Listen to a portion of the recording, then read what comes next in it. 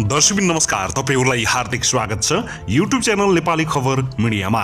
यदि हाम्रो च्यानललाई अहिलेसम्म सब्स्क्राइब गर्नुभएको छैन भने सब्स्क्राइब गरी नजिक रहेको बेल आइकनलाई दबाई हामीसँग जोडिनुहोला।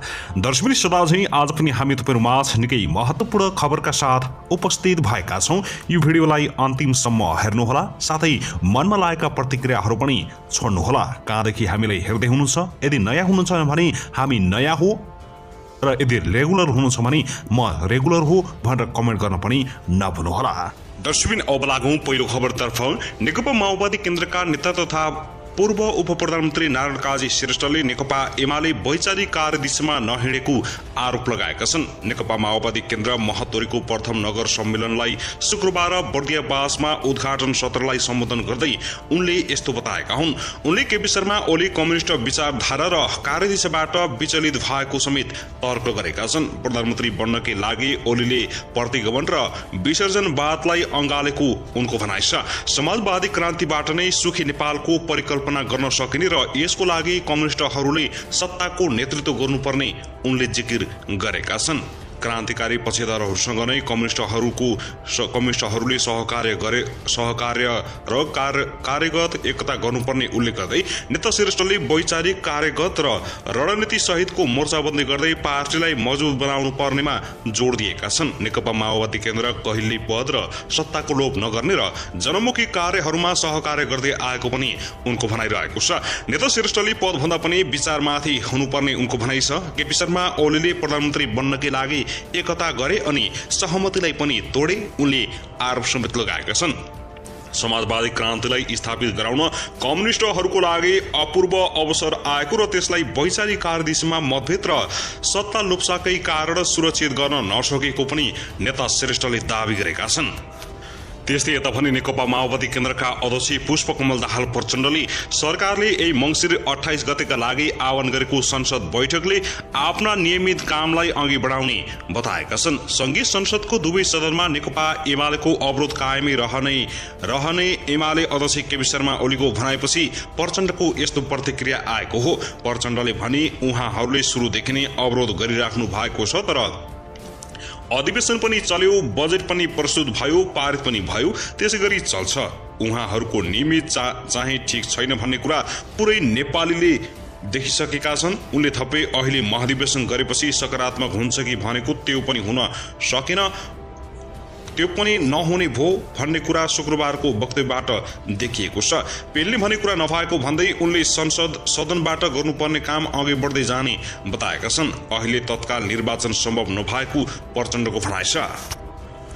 त्यसगरी नेकपा एमाले महाधिवेशनपछि चुनावका लागि ध्यान केन्द्रित गरेको छ। चितवनमा सम्पन्न 10औं राष्ट्रिय महाधिवेशनपछि नेकपा एमाले आफ्नो गतिविधिलाई चुनाव केन्द्रित गर्न लागेको हो। अध्यक्ष केपी शर्मा ओलीले नवनिर्वाचित केन्द्रीय कमिटिको पहिलो बैठकमै 3 महिने पार्टी सुदृढीकरण अभियान चलाउने घोषणा गरेका थिए, जुन अभियान मार्फत एकीकृत समाजवादी र माओवादी तर्फ लागेका एमालेका नेता कार्यकर्तालाई फर्काउने प्रयत्न हुने एमाले जनाएको छ।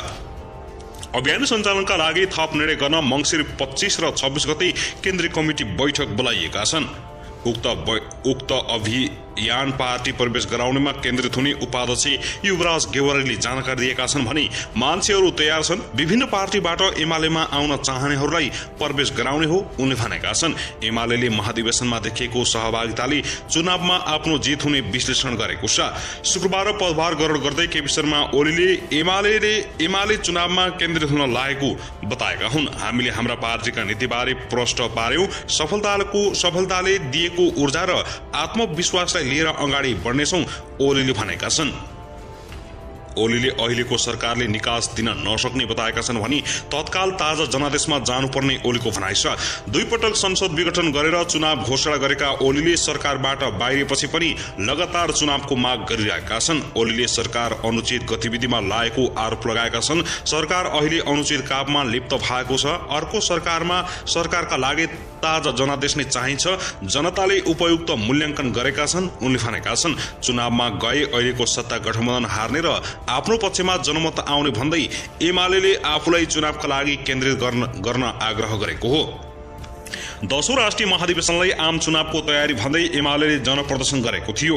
महाधिवेशनमा 5 लाख जनता उतार्ने भन्दै एमाले तयारी थालेको थियो। एमाले नेताहरू चेतनमा भएको सहभागिताले एमाले कमजोर नभएको पुष्टि भएको दावी गरिरहेका छन्। तत्कालीन वरिष्ठ नेता माधव कुमार नेपालले पार्टी विभाजन गरेर नेकपा एकीकृत समाजवादी पार्टी बनाएको भए पनि कार्यकर्ताको आकर्षण समाजवादी प्रति नदेखेको एमाले नेताहरूले बुझेका छन्। गेवाली सबै पार्टीहरूले चुनावको तयारी गरिरहेकाले एमाले पनि अबको तयारी चुनावका लागि हुने बताएका छन्। उनले चुनावका लागि देशव्यापी रूपमा एमाले लाग्ने दावी गरेका छन्। शेरबहादुर देउवाले पनि भनिसक्नु भयो, चुनावका लागि हामीले पनि चुनावका लागि गतिविधि केन्द्रित गर्छौं। अहिले सबै पार्टीको ध्यान चुनावमा छ, उनले भनेका छन्।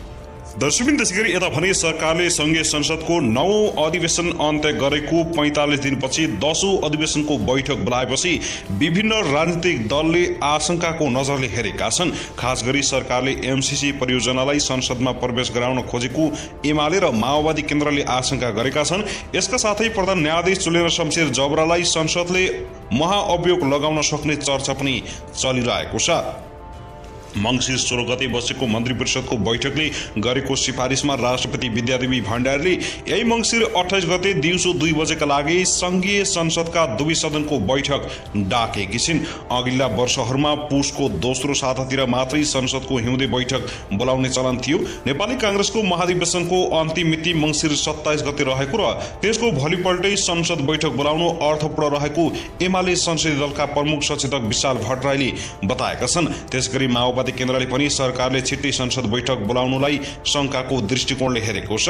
प्रतिनिधि सभामा माओवादी केन्द्रका संसदीय दलका प्रमुख सचेतक देव गुरुङले गत मंसिर 1 गते नेपाल भ्रमणमा आएका अमेरिकी सहायक विदेश मन्त्री डोनाल्ड लू र प्रधानमन्त्री शेरबहादुर देउवा बीच एमसीसी पास गर्ने छलफल भएको र 14 डिसेम्बर अर्थात् मंसिर 28 गते अमेरिकामा एमसीसी बारे छलफल हुने कार्यक्रम रहेकाले सोही दिन पारेर संसद बैठक बोलाइएको हो कि भन्ने आशंका देखिएको छ।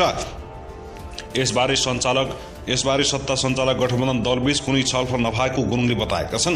उनले भने सरकार सञ्चालनको विधि अनुसार सबैभन्दा पहिला यसबारे सत्ता गठबन्धन दलको बैठकमा छलफल हुनुपर्छ।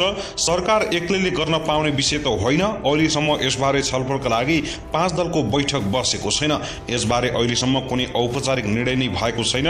5 दलको बैठक बस्ने बेला एजेन्डाको रूपमा आयो भने त्यही बेलामा छलफल हुने भयो। अहिलेसम्म एजेन्डाको बारेमा प्रधानमन्त्रीले केही भन्नु भएको छैन, उनले भनेका छन्।